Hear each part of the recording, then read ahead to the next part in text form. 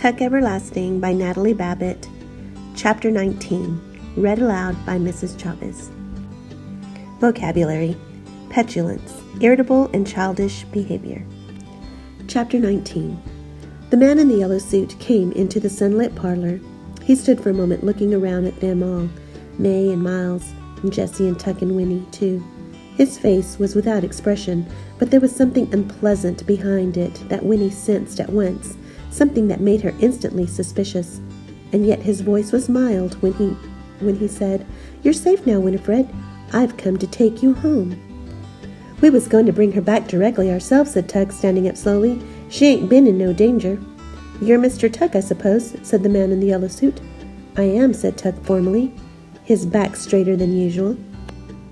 "Well, you may as well sit down again. You too, Mrs. Tuck, have a great deal to say, and very little time for saying it."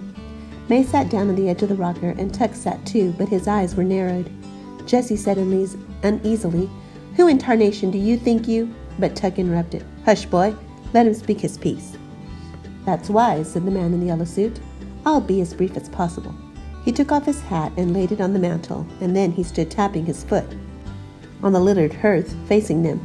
His face was smooth and empty. "I was born west of here," he began, "and all the time I was growing up, my grandmother told me stories. They were wild, unbelievable stories, but I believed them. They involved a dear friend of my grandmother's who married into a very odd family. Married the older of 2 sons, and they had 2 children. It was after the children were born that she began to see that the family was odd. This friend of my grandmother's, she lived with her husband for 20 years, and strange to say, he never got any older. She did, but he didn't, and neither did his mother or his father or his brother. People began to wonder about the family, and my grandmother's friend decided at last that they were witches or worse. She left her husband and came with her children to live at my grandmother's house for a short while. Then she moved west. I don't know what became of her. But my mother still remembers playing with the children. They were all about the same age. There was a son and a daughter." "Anna," whispered Miles. May burst out, "You got no call to come and bring us pain." And Tuck added roughly, "You got something to say? You better come to the point and say it." There now," said the man in the yellow suit. He spread his long white fingers in a soothing gesture. "Hear me out, as I've told you. I was fascinated by my grandmother's stories. People who never grew older. It was fantastic. It took possession of me. I decided to devote my life to finding out if it could be true, and if so, how and why. I went to school. I went to a university. I studied philosophy, metaphysics, even a little medicine. None of it did me any good. Oh, there were ancient legends, but nothing more. I nearly gave it up. It began to seem ridiculous and a waste of time. I went home. My grandmother was very old by then.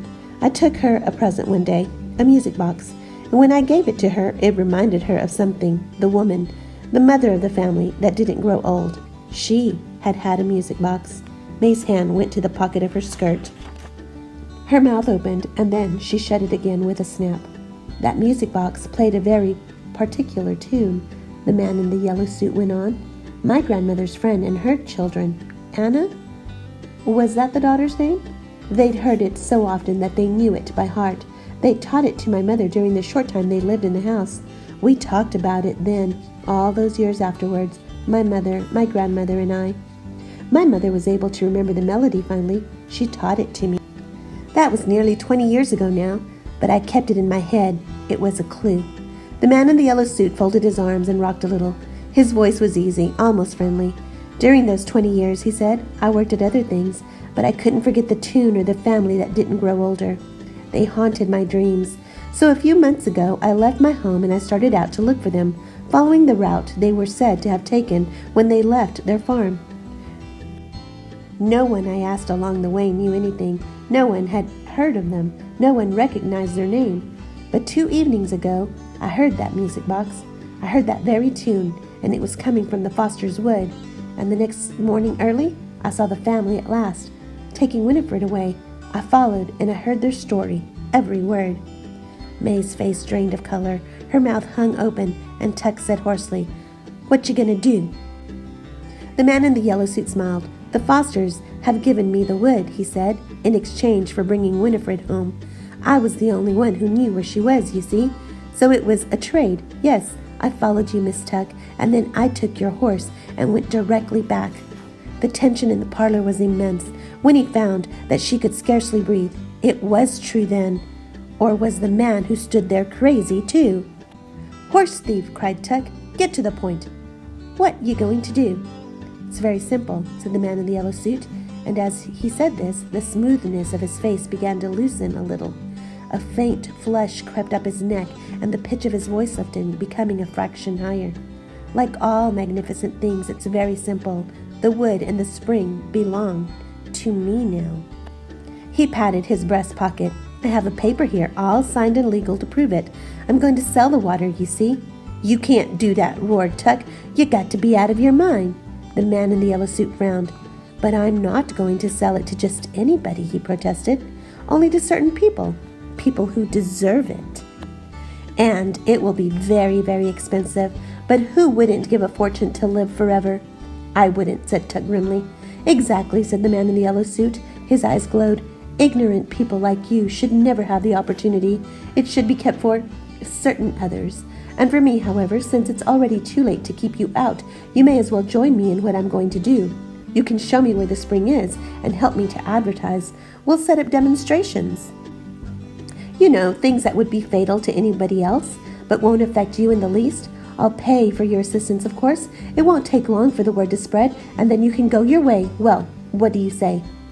Jessie said dully, "Freaks. You want us to be freaks in a patent medicine show." The man in the yellow suit raised his eyebrows, and a nervous petulance came to his voice. "Of course, if the idea doesn't appeal to you," he said, blinking rapidly, you needn't be in on it. "I can find the spring and manage just as well without you, but it seemed the gentlemanly thing to make the offer. After all," he added, looking around at the cluttered room, "it would mean you could afford to live like people again instead of pigs." And that was when the tension burst. All four Tucks sprang to their feet at once, while Winnie, very frightened, shrank back in her chair. Tuck cried, "You're a madman, a loony. You can't let no one know about that water." "Don't you see what would happen? I've given you your chance," shrilled the man in the yellow suit, "and you've refused it." He seized Winnie roughly by the arm and dragged her up out of her chair. "I'll take the child and be on about my business." Tuck began to rave now, his face stretched with horror. "Madman!" he shouted, and Miles and Jessie began to shout too. They crowded out after as the man in the yellow suit dragged Winnie through the kitchen to the door. "No!" she was screaming, for now at last she hated him. "I won't go with you. I won't." But he opened the door and pushed her out in front of him. His eyes were like blind fire points. His face was twisted. Then the shouting behind them stopped abruptly, and in the midst of the sudden silence came May's voice, flat and cold. "You leave that child be," she said. Winnie stared. May was standing just outside the doorway. She held Tuck's long-forgotten shotgun by the barrel like a club. The man in the yellow suit smiled a ghastly smile. "I can't think why you're so upset. Did you really believe you could keep that water for yourselves? Your selfishness is really quite extraordinary, and worse than that, you're stupid. You could have done what I'm about to do long ago. Now it's too late. Once Winifred drinks some of the water, she'll do just as well for my demonstrations. Even better, children are much more appealing anyway. So you may as well relax. There's nothing you can do to stop me." But he was wrong. May lifted the shotgun. Behind her, Miles gasped, "Ma, no!" But May's face was dark red. "Not Winnie," she said between clenched teeth. "You ain't gonna do a thing like that to Winnie, and you ain't going to give out the secret." Her strong arms swung the shotgun around her head like a wheel, and the man in the yellow suit jerked away. But it was too late. With a dull cracking sound, the stock of the shotgun smashed into the back of his skull. He dropped like a tree, his face surprised, his eyes wide open, and at that very moment, riding through the pine trees, just in time to see it all, came the Tree Gap Constable. Questions. 1. What is the man in the yellow suit's plan for the water? 2. What happened to the man in the yellow suit? 3. What do you predict will happen now?